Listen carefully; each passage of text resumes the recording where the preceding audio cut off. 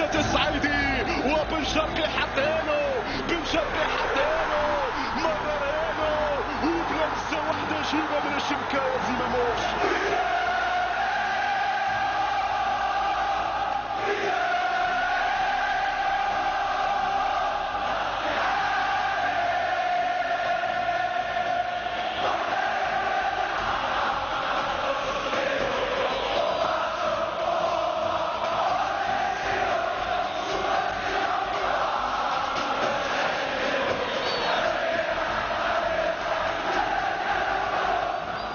وداد الأمة بطل إفريقيا، ملحمة تعيد الأحمر والأبيض لمنصات التتويج قاريا.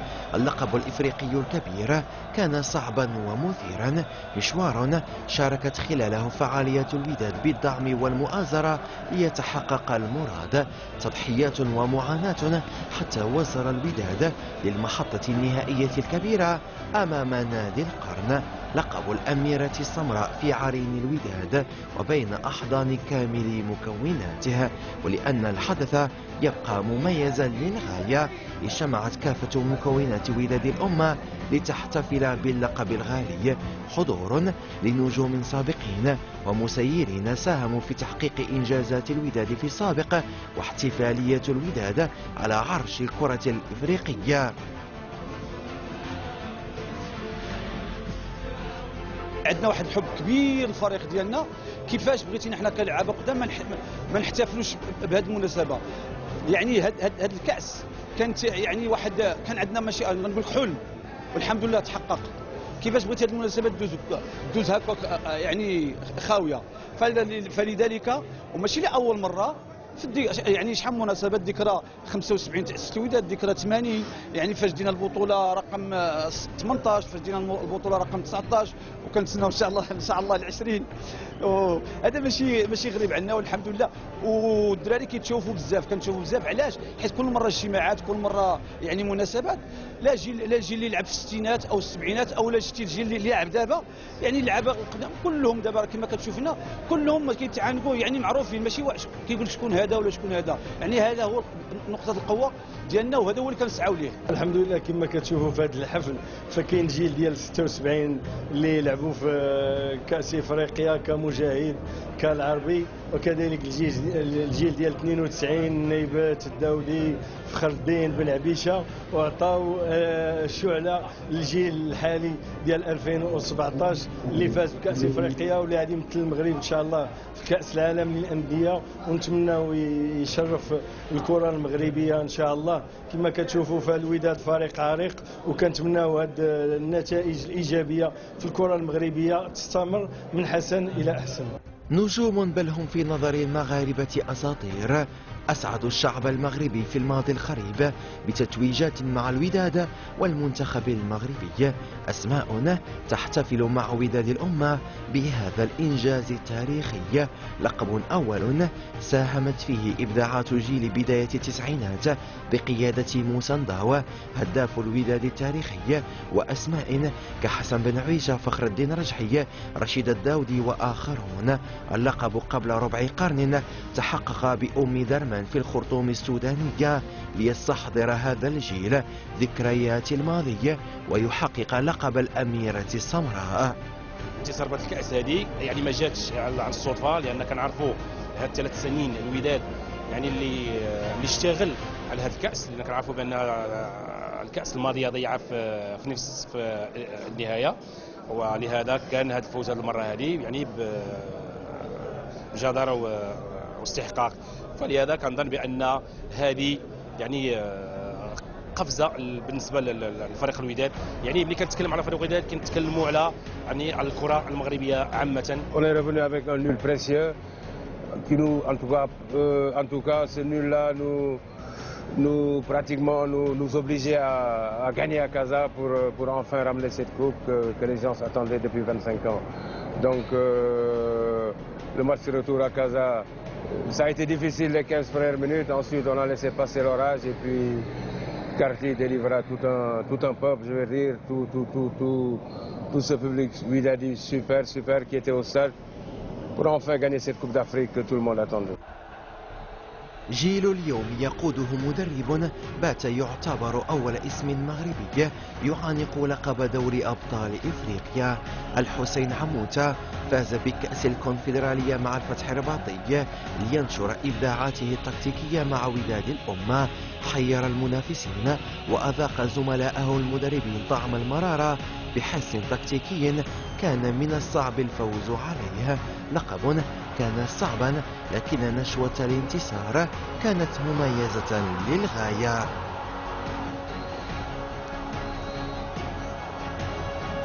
بداية يعني بندور المجموعات، يعني بعد فوز 2 هزائم واصبحنا في المركز الثالث، وكان يعني من الضروري الفوز ب3 مقابلات، وهذا خلق واحد الضغط كبير. الحمد لله انه تجاوزناه، فزنا ب3 مقابلات متتاليه وتصدرنا يعني المجموعه. القرعه يعني تتحطنا مع فريق صن داونز اللي هو حامل اللقب في دور الربع، ليس بالفريق السهل انك تخرج يعني او تقصي هذا الفريق اللي هو فريق يعني محترف يعني بمعنى الكلمه، يمتلك مجموعه من اللاعبين الجيدين. نصف النهائي امام نيس مادالجي يعني بعد تعادل سلبي خارج القواعد، تنظن انه مرينا بواحد الفترات اللي هي صعبه، فايزين يعني ب2-0. الطرد ديال العطوشي خلى الفريق يعني تحت واحد الضغط كبير، اقليه عدديه عانينا امام فريق اللي هو يمتلك هجوم قوي. تسجل لنا هدف، ربما كان ممكن تسجيل هدف ثاني لويس ماداليج، كان ممكن يعني يقصي الوداد وعدم الوصول للمباراه النهائيه، ولكن يعني الاستماته، التركيز العالي، الاراده اللي كانت حاضره، وصلنا للفريق الخصم سجلنا الهدف الثالث اللي كان هدف الاطمئنان. وطبعا يعني المقابله النهائيه كانت مقابله صعبه امام فريق اللي هو يمكن اكثر تتويجا افريقيا اللي هو الاهلي المصري. إبراهيم النقاش عميد كتيبة الوداد مقاتل في وسط الميدان، خبرة السنين الطويلة مع الأندية المغربية وضعها في خدمة وداد الأمة. النقاش في آخر سنواته الكروية يحقق اللقب الكبير والغالي. مشوار كان صعبا لإبراهيم النقاش ليعود الفريق من بعيد بعد بداية صعبة أمام أندية زاناكو الزامبي والأهلي المصري.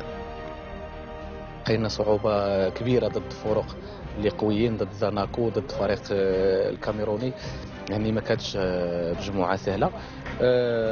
يعني من بعد واحد 2 هزائم خارج الميدان دخل واحد الشك للفريق، الجمهور المحيط ما بقاش داير واحد الثقة كبيرة في المجموعة.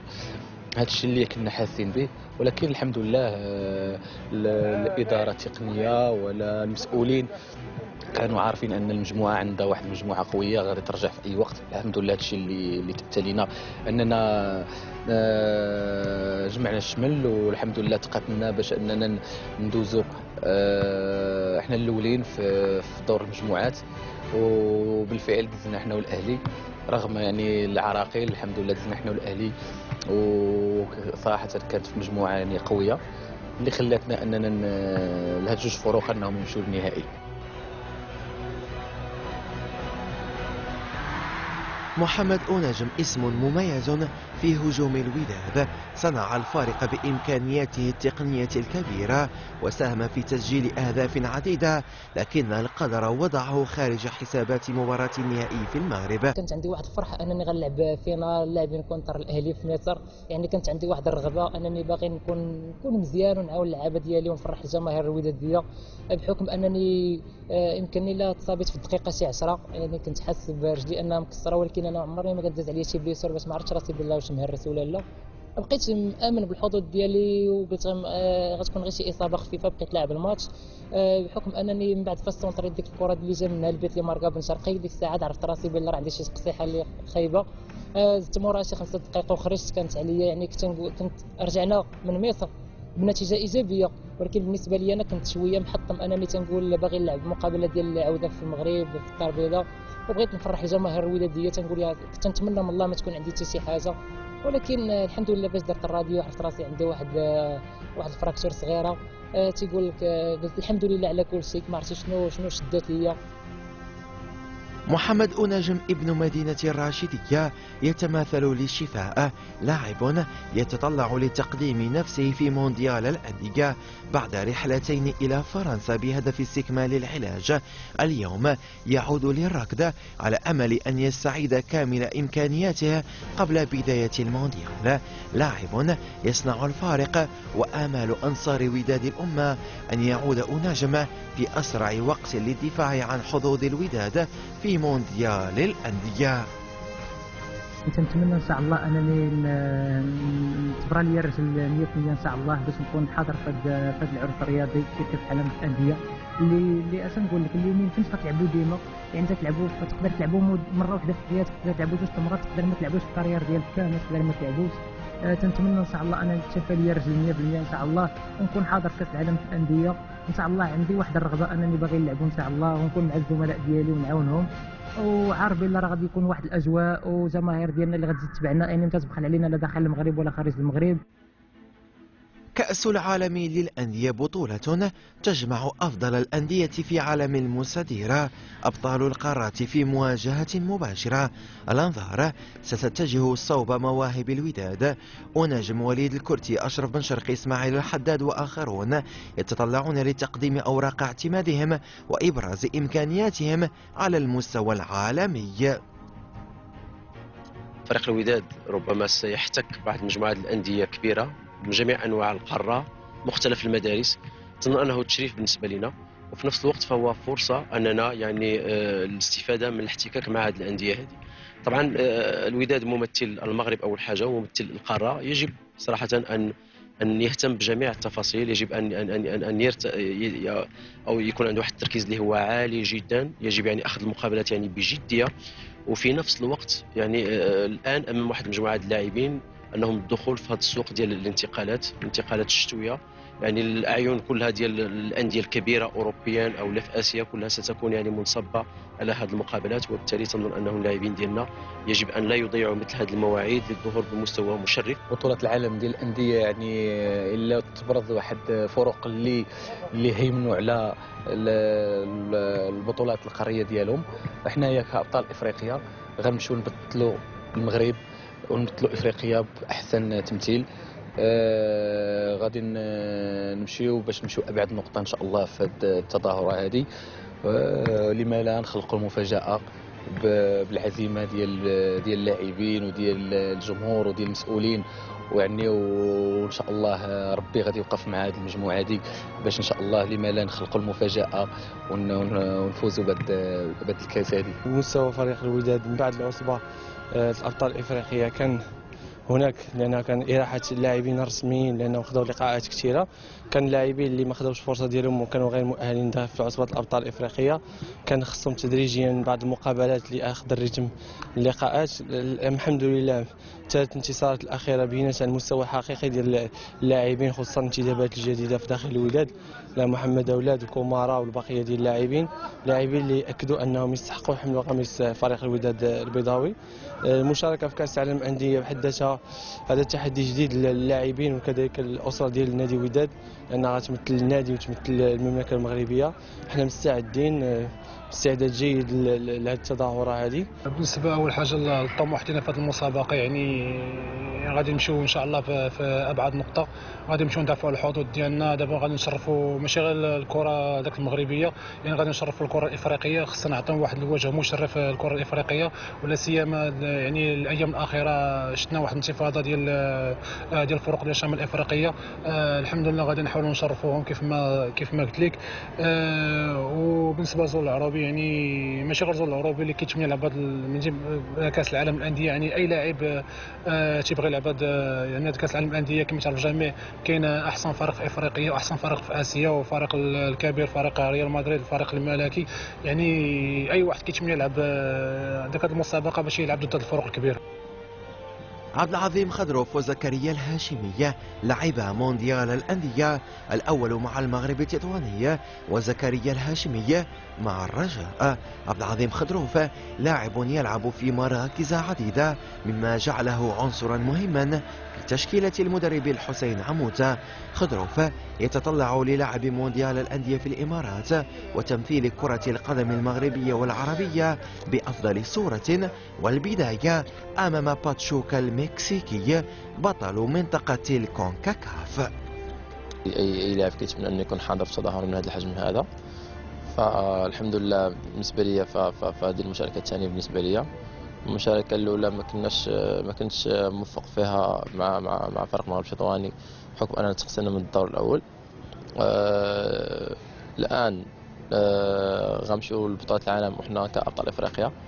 المشاركة الأولى كنا كبطل المغرب بحكم أنه كان البلد المضيف. الآن غنمشيو لكأس العالم للأندية على أساس أنك بطل إفريقيا، فكنظن كتمشي بواحد ثقة أكثر، واحد لا موتيفاسيون كتكون أكثر، بواحد المسؤولية أكثر بحكم أنك كتمثل القارة ديالك. فإن شاء الله نمشيو لكأس العالم للأندية باش نديرو واحد النتيجة اللي غترضينا حنا كلاعبين وداديين كأسرة ودادية كمغاربة.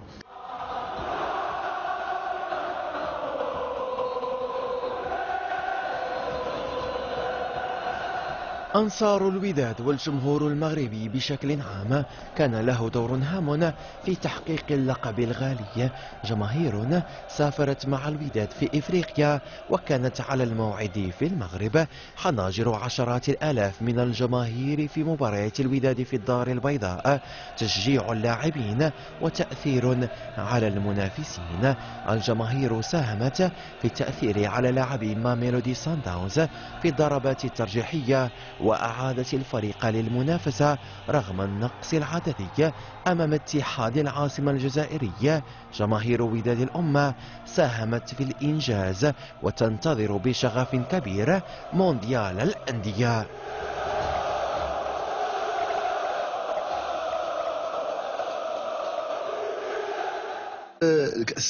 كاس افريقيا الاول كعصبة الابطال ديال العام اللي فات اللي كان عندنا حظوظ قويه وما ديناهاش، ما قسمش الله سبحانه وتعالى. اما بالنسبه لهذا الكاس هذا كانت فرقه ما فيكتيف، ما كانش فيكتيف كثير، ورغم الغيابات ديال شي بعض اللاعبين كمثل جبور ولا فابريس ولا فال ما حضروش معنا في الدومي فينال شي، كانت الحظوظ شويه ضئيله، ولكن الحمد لله خير فيما اختار الله، وكانوا اللعابه رجال وخا ما كانش فيكتيف مسائل، داكشي كان في مستوى عالي. الحمد لله على الفوز هذا. المشوار ديال النادي الوداد الرياضي في عصبة الابطال يعني كان مشوار شاق وصعب يعني، والدليل ان وبالخصوص في الاول يعني المقابله الاولى كان بالامكان اننا باش نتقطعوا يعني في الدور التمهيدي، ولكن الحمد لله دزنا بضربات الترجيح. وفي دور المجموعات كذلك يعني من بعد الانتصار ديالنا اللي حققنا في الميدان جوج هزائم كانت غادي تخرجنا من المنافسه. الحمد لله عاوتاني استطعنا باش ننتصروا يعني 3 مقابلات، وهي اللي كان خاصنا باش ندوزوا يعني المرحله ديال الربع. والمرحله ديال الربع عاوتاني واجهنا واحد الفريق يعني قوي، هو حامل اللقب، ولكن الحمد لله يعني الاداء ديال اللاعبين والفريق غادي في تحسن، واستطعنا باش ندوزوا يعني للدومي فينال، واللي واجهنا فيه واحد الفريق عربي يعني فريق مشاكس وصعيب، ولكن الحمد لله عاوتاني حققنا نتيجه ايجابيه يعني خارج الميدان اللي جعلتنا باش نلعبوا هنايا مقابله بكل اريحيه، والحمد لله استطعنا باش نفوزوا. ومن بعد يعني غتجي مقابله ديال الحاسم، الا وهو المقابله ديال النادي يعني مع الاهلي، وكانت مقابله صعيبه، ولكن الحمد لله يعني فريق نادي الوداد الرياضي يعني بحكم يعني تراكم مجموعه من المقابلات في هذه السنين الاخيره في عصبه الابطال يعني حصل واحد التجربه كبيره اللي خولاتو باش ياخذ واحد المقابله يعني قويه خارج الميدان، والحمد لله حقق واحد النتيجه ايجابيه اللي جعلته باش يلعب عاوتاني مقابله ديال يعني مقابل النهايه هنايا في كازابلانكا اللي استطاع باش يعني حسم اللقب لصالحه يعني بالدعم ديال الجماهير الكبيره وبالدعم ديال جميع يعني الجمهور ديال نادي الوداد الرياضي في العالم كامل. فريق الوداد البيضاوي شفنا الباركور ديالو في كوب دافريك كان تبارك الله لعبوا مزيان، وكنا نيسنا خسرنا جوج ماتشات في مجموعات مع الاهلي ومع زاناكو، وبفضل ضربنا الاهلي المصري دزنا الربع النهايه، دزنا بضربه الجزاء مع سان داونز، والحمد لله لعبنا دومي فينال زوين مع اتحاد العاصمه، تعادلنا لهي 0-0 ربحناهم ب1، خرجنا على الطوشي بحمراء وكافحنا والحمد لله ربحناهم حتى شي لواحد عن جدارة واستحقاق. والسي عمو تبارك الله دار خدمته. اي فرقه كتاخذ اللقب ما كيكونش المشوار ديالها ساهل، بحكم ان الماتش الاول نقدروا نقولوا هو اصعب ماتش داز عند الوداد، ربحنا ب1-0 بزز، مشينا للكابون تعادلنا، دزنا بضربات الجزاء، والحمد لله كانت هذيك ممكن نقولوا هي البدايه. دخلنا لدور المجموعات على اساس اننا نرتبوا الاوراق ديالنا وكذا، وربحنا الماتش الاول. من بعد جاو واحد جوج ديال الماتشات اللي كانوا صعاب صراحه، لان جوج فراقي اللي كانوا كينافسوك في المجموعه هما الاهلي وزاناكو، وكما كتعرفوا راه المجموعه راه دازت الفريق الاول ب 12 نقطه والفريق الثاني راه ب 11 نقطه غير بالنسبه للاهداف اللي هو الاهلي، يعني حتى الفريق ديال زاناكو كان عنده 11 نقطه. والحمد لله يعني تجاوزنا ديك المرحله وربحنا 3 ديال الماتشات متابعين. غادي ندوزو الماتش ديال الربع اللي ما غنتلاقاوش مع واحد الفريق اللي هو ساهل، الفريق اللي كان خدا اللقب العام اللي فات، وخسرنا بواحد في الميدان ديالو، ورجعنا عاوتاني ب1-0، عشنا نفس الاجواء اللي عشناها في الماتش الاول كونتر مونانا، بينانتيات عاوتاني، وما نعاودش لكم كيفاش كيكونوا داك البينانتيات بالنسبه للجمهور. الماتش الثاني ديال العاصمه، اتحاد العاصمه، حتى هو واخا جبنا 0-0 من الجزائر، كلشي كان كيقول بان الماتش غادي يكون ساهل وهادي، والحمد لله في الاول ديالو راه كان ساهل، ملي كنا رابحين ب2-0. من بعد الطرد ديال العطوشي كلشي كان ممكن بالنسبه لفريق اتحاد العاصمه، لانهم كانوا غادي يرجعوا في الماتش، والحمد لله يعني بفضل الله عز وجل وبفضل اللعابه والجمهور وكذا، تماركا واحد البيت في الدقيقه 90 ولا الدقيقه 91، الحمد لله دزنا به الفينال. والفينال يعني صراحه الدراري كانوا رجالي. فرصة لاعب مونديال الأندية لا تأتي كل سنة. الإعلام المغربي يضع آمالا كبيرة في فريق الوداد لتحقيق متمنيات الشعب المغربي. الوداد بحمولة تاريخية ووطنية كبيرة. الإعلام الرياضي يستعد لدعم وداد الأمة في المحطة العالمية المرتقبة. الرجاء وصل للنهائي بالمغرب قبل 4 سنوات، والوداد بنفس الطموح والرغبة للدفاع عن الكرة المغربية والعربية رغم صعوبة التحدي. بغريبة على الوداد، كبرياء الوداد أنه دائما، أنا أعود إلى التاريخ، الوداد سبق وأن واجه فرق عالمية مثل برشلونة مثل ليفربول والبقية طويلة، ولكن نحمل في نفوسنا العديد أو الكثير من الآمال بأن نشرف الكرة الوطنية، وشعار الوداد هناك بالإمارات العربية المتحدة. نادي الوداد الرياضي وضع ثقته في مدرب مغربي، وهو حقق هذه الكأس الغالية، مدرب مغربي الذي حطم العديد من الأرقام، آخرها أنه أول مدرب مغربي يحصل على عصبة الأبطال الإفريقية. هذا يشرفنا ويزيد من أحلامنا. أولا تكليف ماشي تشريف، يعني تمثيل بلد وتمثيل قارة. الوداد بطل إفريقيا فهو ممثل القارة السمراء.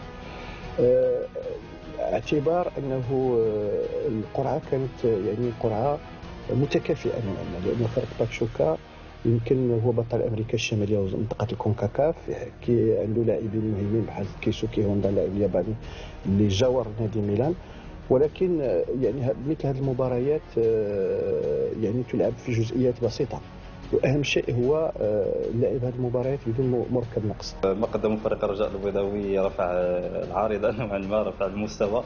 فريق الوداد البيضاوي غادي يحاول انه يدير نفس الانجاز رغم الامور صعبه، ولكن كنظن ان فريق الوداد البيضاوي في مباراته امام باتشوكا المكسيكي كتبقى الامور 50-50. فريق الوداد البيضاوي لا امل بالامكانيات ديالو فيقدر يتجاوز الفريق المكسيكي ويتاهل لمباراه نصف النهائي، وكتبقى مباراه نصف النهائي ما غادي تكونش امام ريال مدريد، غادي تكون امام بطل كوبا ليبرتادوريس.